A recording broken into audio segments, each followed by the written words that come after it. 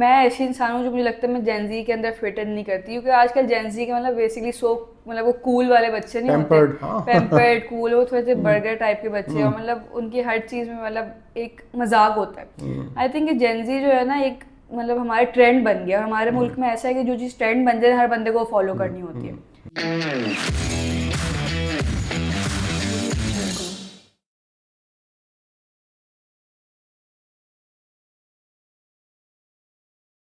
बिस्मिल्लाहिर्रहमानिर्रहीम, अस्सलाम वालेकुम। आप देख रहे हैं पाक यूथ पल्स, सही शेख के साथ हमेशा की तरह एक नए मेहमान, नई बातें। आज के मेहमान नए नहीं हैं, ये पहले भी हमारे उसमें एक मरतबा आ चुके हैं और कुछ बातें रह गई थी, इसलिए हमने उनको ज़हमत दी कि वो आएँ और उन बातों पे कुछ हम डिस्कस करें। ईमान, बहुत बहुत शुक्रिया, आप एक मरतबा और हमारे शो में thank I, you for having me. Podcast में आई, और उम्मीद करता हूँ कि आपकी ये बातें आपकी एज ग्रुप के हमारे यूथ ज़रूर देखेंगे, इंशाल्लाह। और कोई ना कोई ऐसी चीज़ इंशाल्लाह वैल्यू एडिशन उनकी सोच में, उनकी काम में उनको ज़रूर मिलेगी।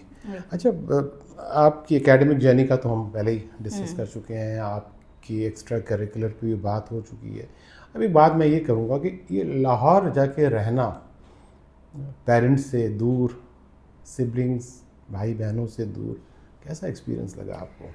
आई थिंक मेरे लिए ना ये मतलब लाइफ चेंजिंग एक्सपीरियंस था, ठीक है। क्योंकि मैं एक ऐसी फैमिली से बिलोंग करती हूँ जहाँ पे ना मतलब हम लोग हमेशा बहन भाई माँ बाप हर वक्त बस साथ ही रहते हैं। मतलब इतने वो लोग पेरेंट्स पोजेसिव हैं कि उनको होते हैं कि बस मेरे बच्चे हम लोग सब एक कमरे में ही बैठे रहे बस हर वक्त। कंफर्ट जोन से वही, निकलना है, और हाँ। मुझे तो ये भी नहीं पता कि मुझे इजाज़त मिलेगी, वो तो मुझे नहीं पता किस तरह मेरे पेरेंट्स ने बोला आप ठीक बड़ी है। हैं घर में सबसे? नहीं, मैं मिडिल चाइल्ड हूँ। हाँ, मिडिल है। तो मुझे नहीं पता कि इजाज़त मिलेगी मुझे, क्योंकि जिस तरह उन्होंने हमें पैम्पर किया हुआ है शुरू से, लेकिन फिर मिल गई और फिर मैं लाहौर चली गई। लेकिन मुझे लगता है कि ये मेरी ज़िंदगी का ना सबसे मतलब वर्थ इट एक्सपीरियंस था, क्योंकि जो काम मैंने ज़िंदगी में कभी सोचे भी नहीं थे ना मैं करूँगी, वो भी मैंने खुद किए। मतलब यहाँ पे कभी मैंने फाइनेंस मैनेज नहीं किया, कभी मैंने मतलब अपने काम कुकिंग स्पेशली खुद नहीं की। वहाँ जाके अपना पेट्रोल भरवाना, फाइनेंस मैनेज करना, एक सारी बजट चीज़ें, मिलता था, यस उस वही ना उस यस। बजट को पूरा करना।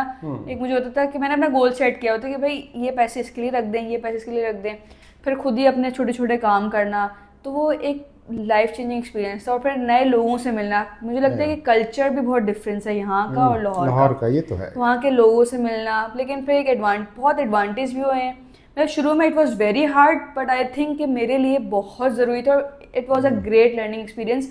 और मैं चाहती हूँ कि हर बच्चे की ज़िंदगी में ना ऐसा ये आना एक्सपीरियंस चाहिए, ज़रूर ये आए। आपकी बात तो मैं तो भी सोच, बहुत कुछ हाँ। सीखने को मिलता है आपको, मतलब आप कहते हो आपका और दुनिया को देखने का आपकी अब मैं उतना खर्च नहीं करती जितना मैं पहले करती थी। अब मुझे पता है कि किस तरह एहसास हर है ना, चीज़ आपको मिल एहसास गया आ जाता बजट। है आपको। बजट है आपका, आपको उसके अंदर रहना है। वही। और वो सारे काम जो यहाँ बैठ के कराची में आपके पेरेंट्स करते हैं, आपके वालिद करते हाँ, होंगे, और एक आपके और चीज़, बहन भाई करते हैं, वो खुद करने पड़ते हैं। बिल्कुल, और ना आपके लिए ना अपने पेरेंट्स के लिए रिस्पेक्ट लव और बढ़ जाता और है। बढ़ जाता है। आपको उस वक्त इतनी ना वो नहीं होती, क्या कहते ये हैं तो नहीं कि हुआ कि पापा ने कहा खुश है चली जाए। नहीं नहीं मतलब मैं जब बोलती हूँ मैं मतलब मैं नहीं नहीं, मुझे हाँ बताया, जी, मजाक कर रहा हूँ, मतलब एक ना एहसास पैदा हो जाता है। पहले आप ना फॉर ग्रांटेड लेते हो अपने पेरेंट्स को, लेकिन जब आप उनसे दूर रहते हैं ना तो आपको होता है कि यार उन्होंने हर चीज़ मतलब अपनी लाइफ को सेक्रीफाइस करके वो हर चीज़ हमारे लिए कर रहे हैं। तो सही। एक ना एक थैंकफुल और एक बहुत एक अच्छी फीलिंग आती है, और अपने पेरेंट्स से अपने बहन भाई से और अटैच हो जाते हैं इसके बाद। अच्छा, वहाँ आपका तो वो शहर नहीं है लाहौर, तो whom do you interact with? वहीं अपने वो जो पढ़ने वाले बच्चे हैं अच्छा, आपके आई हैव साथ? My family living there.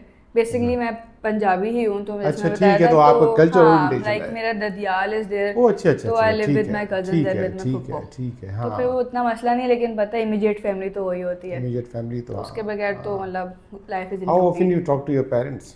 Daily. Daily? Daily. Video call? या वीडियो कॉल मैसेजेस, बाबा से ज़्यादातर वॉइस वैसे ये मैसेज भी मुझे होती है। पूछना तो नहीं चाहिए, लेकिन whom do you love most?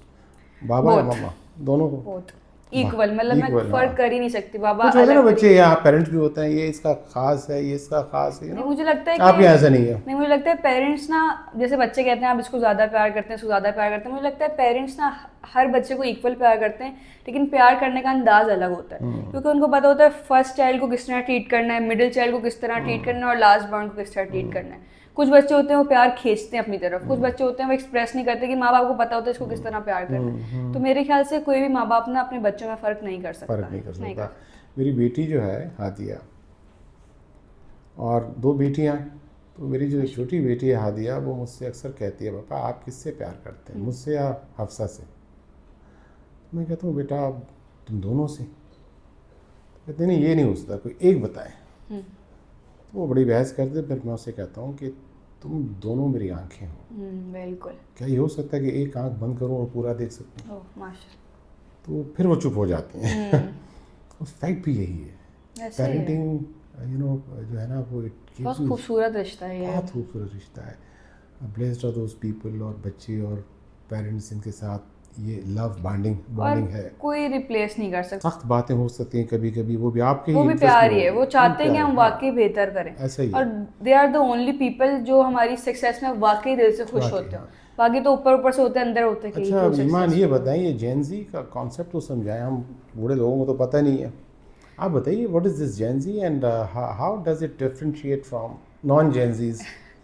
अच्छा बेसिकली मैं खुद भी जेंजी हूँ, लेकिन अब इसमें ये है कि मतलब मैं ऐसी इंसान हूँ जो मुझे लगता है मैं जेंजी के अंदर फिट इन नहीं करती, क्योंकि आजकल जेंजी के मतलब बेसिकली मतलब वो कूल वाले बच्चे नहीं पैम्पर्ड, होते, हाँ। पैम्पर्ड कूल, वो थोड़े से बर्गर टाइप के बच्चे, और मतलब उनकी हर चीज़ में मतलब एक मजाक होता है।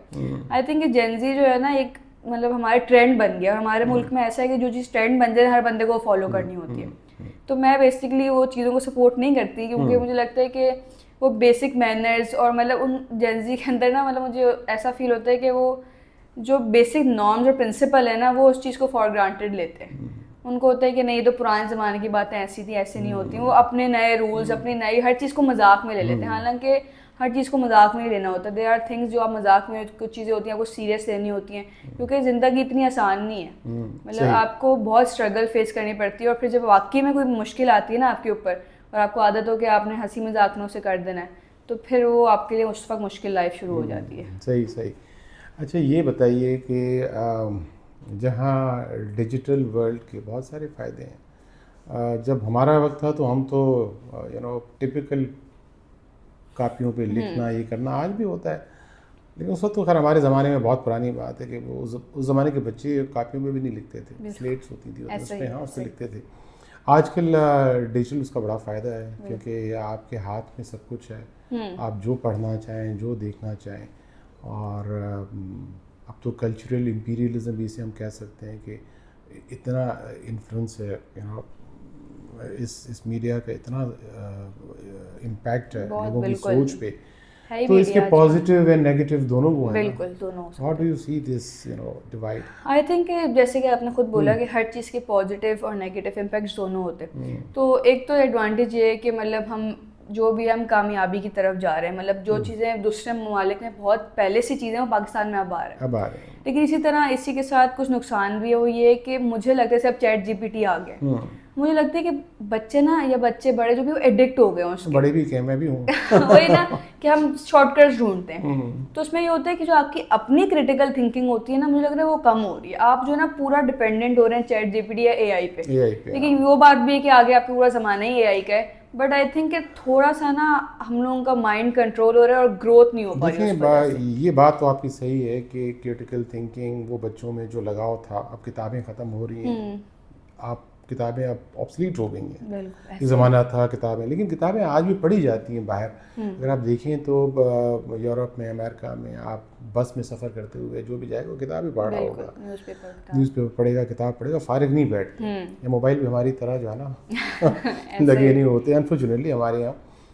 तो ये इम्पैक्ट तो है ही कि जिस तरह इस सॉफ्ट स्किल के आने से किताबों से हम दूर हो गए, पढ़ने से दूर हो गए, डिस्ट्रैक्ट करती हैं बहुत सारी और चीज़ें। अगर आप पढ़ना भी चाहें, आप एक ऐप पे जाते हैं सोच के मैं इसे खोल के ये देखूंगा, जब तक उस ऐप तक पहुंचते हैं तब तक 10 और ऐप्स बीच में आपको ये इशारे कर रही होते हैं हमारे पास ये पढ़ा हुआ, ये पढ़ा हुआ, तो आप डिस्ट्रैक्ट होते हैं। और एआई का मसला भी यही है कि आपने सही कहा कि हम अपने एफर्ट को बस भूल गए। वही ना, नहीं बनाई चीज़ आ जाए बस ये कर दें काम। अब लेकिन अब आपके ऊपर है ना कि आप उसे किस तरह यूज़ करते हैं। अगर आप मिस यूज़ करेंगे तो जाहिर है उसके नुकसान है। अगर आप म्याना रवि इख्तियार करेंगे और आप पॉजिटिवली उसे यूज़ करेंगे तो आपका ही फ़ायदा है। तो अब लेकिन अब ये है कि आपको डिसाइड करना है। अब आप जो मतलब बड़े हो गए हैं, आपको शुरू से आपकी एक थिंकिंग है, अब आपने सोचना है कि क्या चीज़ आपके लिए गलत है, क्या चीज़ सही है, और किस तरह आपने एक टूल तो बनाया है। और ये एक कामयाबी है, एक मतलब एक देखिए स्किल है जो चीज़ ये डेवलप हुई है। एक्सेसिव यूज़ भी बड़ी ख़राब है यूथ के लिए। बिल्कुल उसको बिल्कुल। इतना इस्तेमाल करें इन्हें जिसकी कंट्रोल ज़रूरत हो। है। अच्छा कोई ऐसी आखिरी बात आप कहना चाहें यूथ के लिए, कोई ऐसा पैगाम मैसेज? मैं बस यही कहना चाहूँगी कि एक तो सबसे पहले कि ये सोचना बंद कर दें कि लोग क्या कहेंगे, क्योंकि अगर आप ये सोचने में लग गए ना कि लोग क्या कहेंगे, तो वाकई में आप कुछ नहीं कर लोगों की सकेंगे। फिक्र ही क्योंकि रहेगी। क्योंकि आप अच्छा काम करेंगे तो भी लोग कहेंगे, क्योंकि वो आपको कामयाब नहीं देखना चाहते, बुरा करेंगे तो भी आपको टोक टोक कितना कर देंगे कि आप सेल्फ डाउट पे चले जाएंगे। तो बस अपना इतना रखें कि आपको फिक्र नहीं होनी चाहिए लोग क्या कहें, बल्कि आपको फिक्र होनी चाहिए आपका दिल क्या कह रहा है, आपके वेल विशर्स क्या कह रहे हैं। और आपके वेल विशर्स wishes- आपके फैमिली ही होती है, उसके अलावा कोई भी नहीं होता। तो बिल्कुल इसी सही। तरह हम बस करते रहें, कंसिस्टेंसी के साथ हार्ड वर्क करते रहें, अपने गोल्स को फोकस करें कि क्या गोल है, और इंशाल्लाह उसको अचीव करें तो आपको फिर ज़रूर Iman, thank you very much for being again on our show. Thank you so much for और having me. it's been a pleasure. Thank you very much. Thank you. Bye.